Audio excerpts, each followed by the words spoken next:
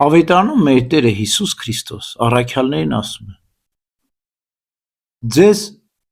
ուղարկում եմ մարդկանց որսալ երկնքի արքայության, որսորդներ էին առաքյալները, հա? Աստծո խոսքը իրականում որսալ է։ Տեսել եք կենդանիները ինչպես են որսանում։ Դարան են մտնում, սպասում են, այնքան են սպասում,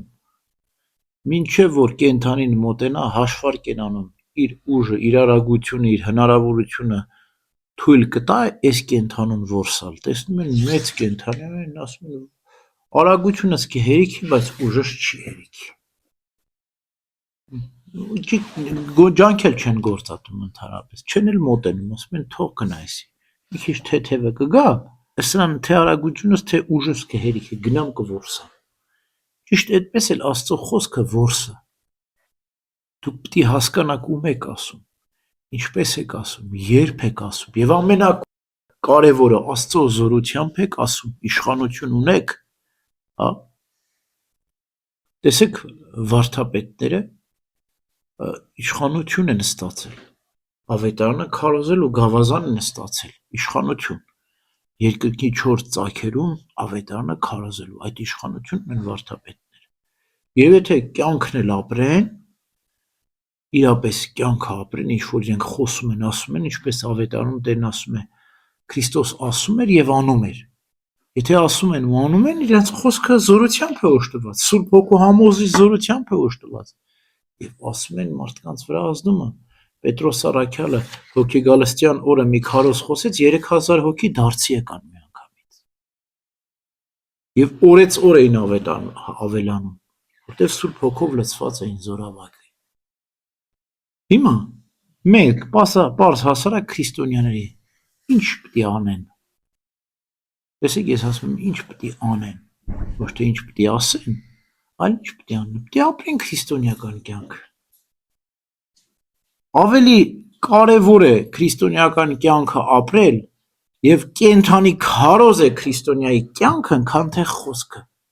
Եվ եթե դու ասում ես ու չես ապրում, չի ազդում մարդկանց վրա։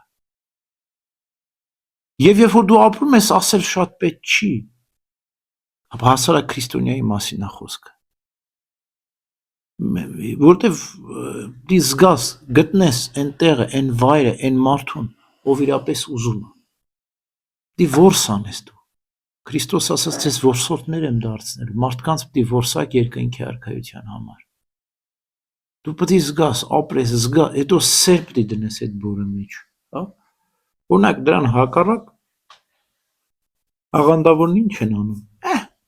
Դրանց փողոցներում քարոզ։ Հոգեվորսություն են անում, ոչ թե որս են անում, այլ հոգեվորսություն են անում։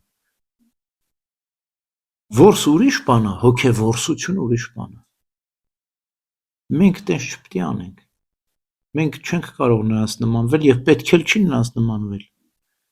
Մենք պիտի հոգիներ որսանք, ոչ թե հոգեվորսություն անենք, այլ պիտի մեր կյանքով հոգիներ շահենք, բարի գործ անենք։ Հələ դու մի հատ մեկին բարի խրատ տուր տեղին, ժամանակին կամ մեկին անկեղծ սրտով ներիր իր քո դեմ գործած հարցանքը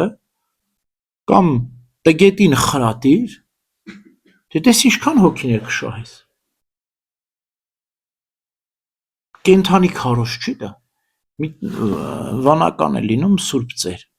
Աշակերտին ասում է գնանք քարոզենք Աստծո խոսքը։ Ուրախանում աշակերտը, դե ամբողջ ժամանակ անապատում նստած են լինում։ Գնում են ամբողջ օրը քաղաքում պտտվում են, վերադառնում ասում են, դե հաշտով չքարոզեցինք, ասում է, տղաս, մեր ներկայությունը մարդկանց մեջ կենդանի քարոզ էր։ Հələ դե թող մարսեն, հետո մյուս անգամ կքարոզենք։ Հիմա մենք այսպես պիտի վարվենք։ Եթե չունենք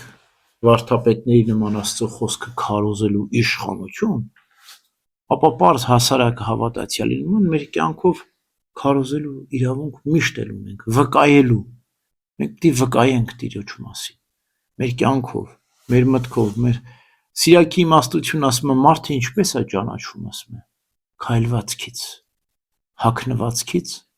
եւ խոսվածքից։ Տեսեք ինչ իմաստուն բառ ասում։ Քրիստոնյայի հագնվածքը պետք է քրիստոնեական լինի, հա, շատ մոդայիկ չպետք է լինի, կանայք էլ վուլգար չպետք է հագնվեն, չպետք է քսվեն, եթե քրիստոնյային իրենց համարվում, խոսվածքը, քրիստոնյայի խոսվածքը խոնար պետք է համեստ լինի, հեզ լինի, հասկանում եք, ամեն ինչից երևում է քրիստոնյա կեցվածքը, հիմա մենք